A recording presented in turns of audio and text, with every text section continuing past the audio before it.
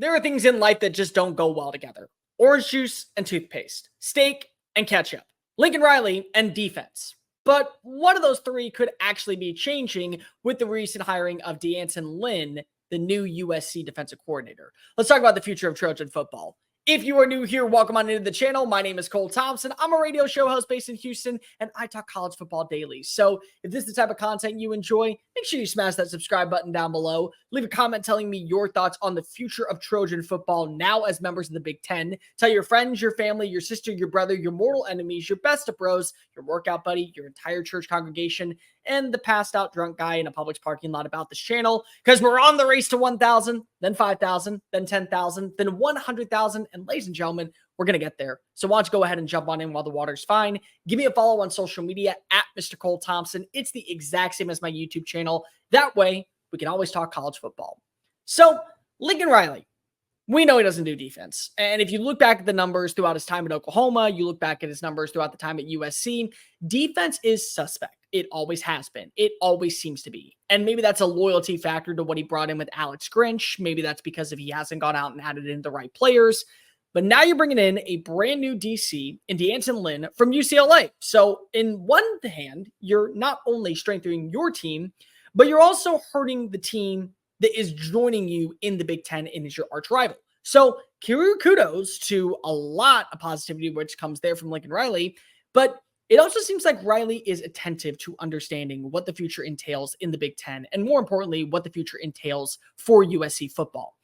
He didn't like this season. Nobody liked this season. I don't think anybody out there would agree that when you have a quarterback of the caliber that is Caleb Williams, 7-5 is going to cut it. It doesn't cut it in the Pac-12. It won't cut it in the Big Ten. It wouldn't cut it in Conference USA. It's never going to cut it when you have the ability to win out in Los Angeles the way that Lincoln Riley does. So it seems like he has a philosophical change in his mind. If you listen to the quote that he had this past week, here's what he said. My mentality going into it is we are going to do everything we can in this program to accelerate the process of playing great defense at USC. Whatever it takes to get done from a developmental standpoint, from a staffing standpoint, from the way that we practice everything here on out is going to be done with a defensive mind first. The edge here is always going to be what's best for our defense. Why is that said? Plain and simple, the defense has sucked the last 2 years down in Los Angeles. It's been piss poor, dreadful. We talk about how bad LSU's defense was this past year. USC was one of the worst in college football. Not Power 5, college football. Basically, imagine the offense of what you see in Saturdays out at Iowa and flip it on its axis, and that's the defense that you get out in Los Angeles with USC. Well, D'Anton Lynn comes in. This is a very good hire because not only were the Bruins one of the best defenses in the Pac-12, they were one of the best defenses in college football. They ranked 11th in total yards. They ranked top 25 in scoring. They held opponents to under 23 points per game.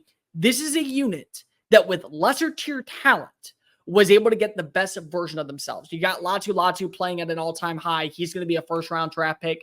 So you're getting a guy who knows how to develop talent. But the other thing, he's going to command a certain level of presence at practice. I've talked to some people out at USC. I've talked to some people around the Pac-12 area, and they've all said the same thing.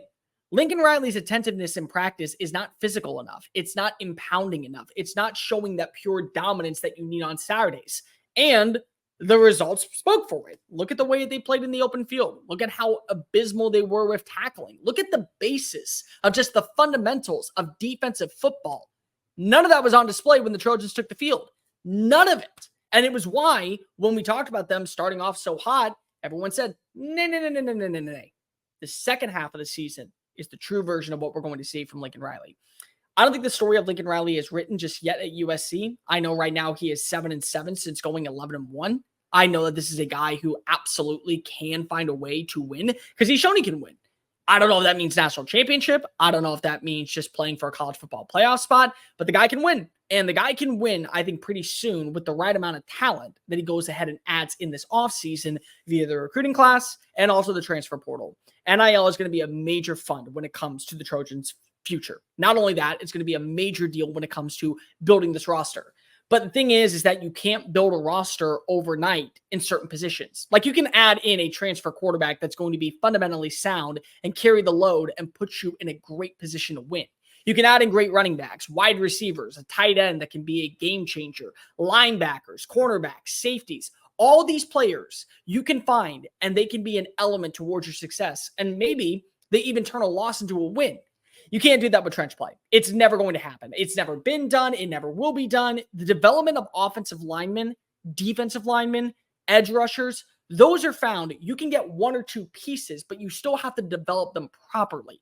And this is where I think that you're going to add in a guy like D'Anton Lynn, and he's going to have to be that element. And he's going to have to look everywhere across the country. The good news for both is that they've been everywhere across the country. You look at D'Anton Lynn's success, and then you also look at Lincoln Riley's success of being able to bring in talent. Now you just got to go ahead and find that talent. And that talent does not reside out in California. Yeah, you're going to be able to find a quarterback that will fit your system to a T. You're going to be able to find some wide receivers, maybe even a running back or two that can hitch their wagon to this offense and be pretty successful from the jump.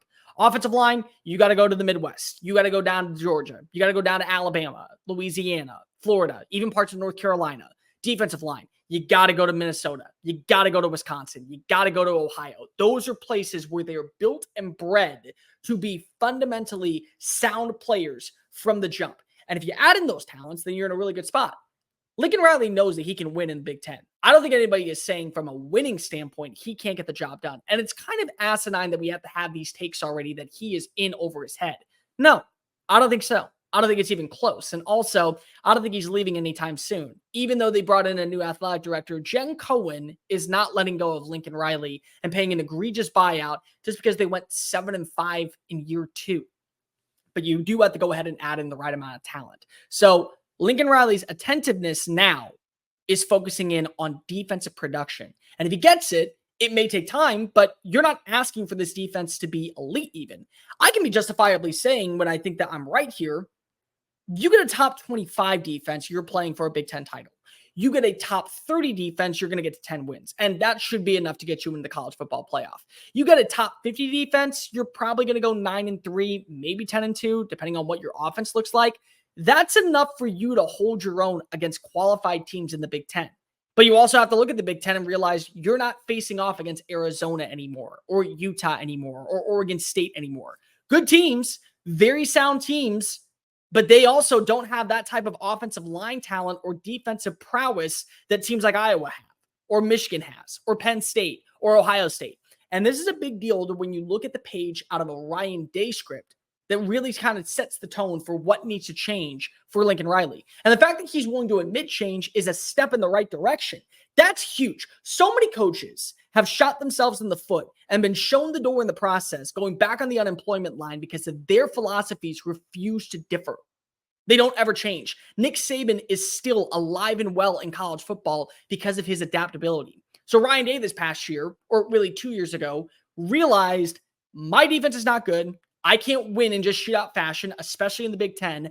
I got to go hire a guy who can not only build up talent, but develop talent. So it's not about just getting the right players in the building. We've been doing that for years in Columbus. We're freaking Ohio State. We put "the" in big, bold letters. It's about the development of talent. And Jim Knowles this past year had Ohio State with a top 5 defense in almost every single category. And because of it, the Buckeyes won 11-1 and they nearly got a win over Michigan. Was it a perfect season? No. But the offense has never been a problem with the Buckeyes. It's always been defensive metrics. So now you see that change. You get a right quarterback in there. Ohio State's not going away. Ohio State's going to be pretty damn good in 2024. In fact, they may be so good that we're talking about them winning the national title, so long as they get the right quarterback in the building.